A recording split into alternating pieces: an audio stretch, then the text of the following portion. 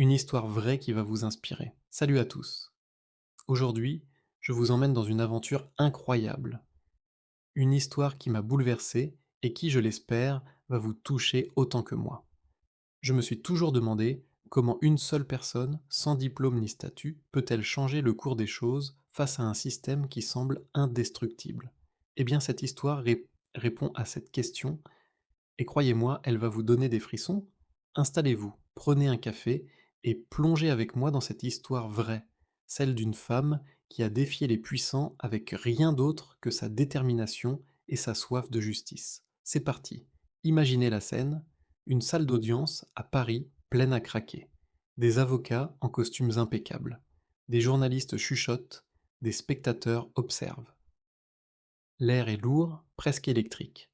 Au centre, un homme, Alexandre Dubois, un milliardaire dans le monde de la tech, accusé de fraude financière massive. Tout le monde attend le début de l'audience, mais surprise, son avocat, celui qui a préparé le dossier pendant des mois, n'est pas là. Disparu. Volatilisé. On murmure qu'il a fui le pays.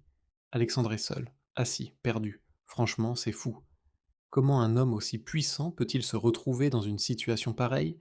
Et puis d'un coup, une voix perce: «Je vais le défendre». Tout le monde se retourne. Une jeune femme noire se tient debout au fond de la salle. Elle porte un tablier. Oui, un tablier. Ses cheveux sont légèrement en désordre, son front brille de sueur, et elle tient un dossier usé contre sa poitrine. Les rires fusent. C'est qui elle? Une femme de ménage sans doute. À ce moment-là, je me suis senti partagé entre admiration et incrédulité. Qui est cette femme qui ose se lever dans une salle pareille? Et toi, qu'aurais-tu fait à sa place? Rester dans l'ombre ou prendre la parole? Elle s'avance, déterminée. Je m'appelle Maya Laurent, votre honneur? Je veux représenter Monsieur Dubois temporairement. Les murmures redoublent. Alexandre la fixe, incrédule. Vous devriez être chez moi à nettoyer, pas à jouer les avocats ici. La tension monte, mais Maya ne flanche pas. Je ne suis pas avocate, c'est vrai, mais j'ai étudié chaque page de ce dossier, chaque contrat, chaque relevé. Je connais cette affaire mieux que quiconque ici. Le juge, intrigué: êtes-vous qualifié pour cela? J'ai étudié à la Sorbonne, mais j'ai dû arrêter pour des raisons financières. Depuis, je travaille pour payer les dettes de ma famille, mais je n'ai jamais arrêté d'apprendre. Silence. Même la procureure, Claire Moreau, semble déstabilisée. Le juge réfléchit, puis tranche.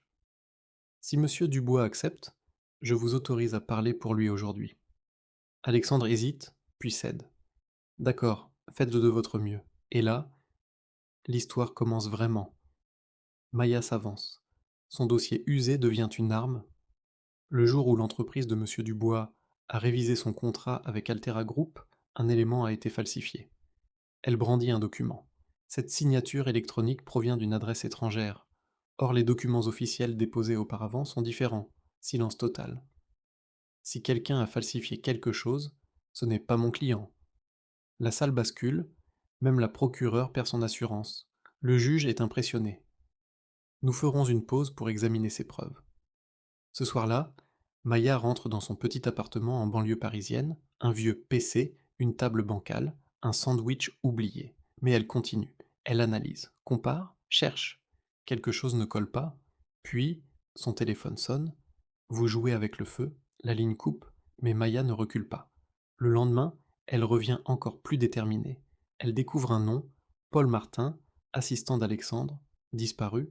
Elle fouille, elle enquête, elle trouve des documents, des preuves, et là tout bascule. Quelqu'un a monté un plan pour détruire mon client, le juge ordonne une enquête, les preuves s'accumulent, emails, transactions, documents falsifiés. Tout mène à une manipulation. Maya révèle tout publiquement. Devant les caméras, le pouvoir construit sur le mensonge finit toujours par tomber. Le jour du verdict, une employée d'Altera témoigne: on nous a ordonné de falsifier les documents. Silence. Puis le juge: l'affaire est close. Enquête criminelle ouverte. C'est fini. Dehors, les journalistes entourent Maya.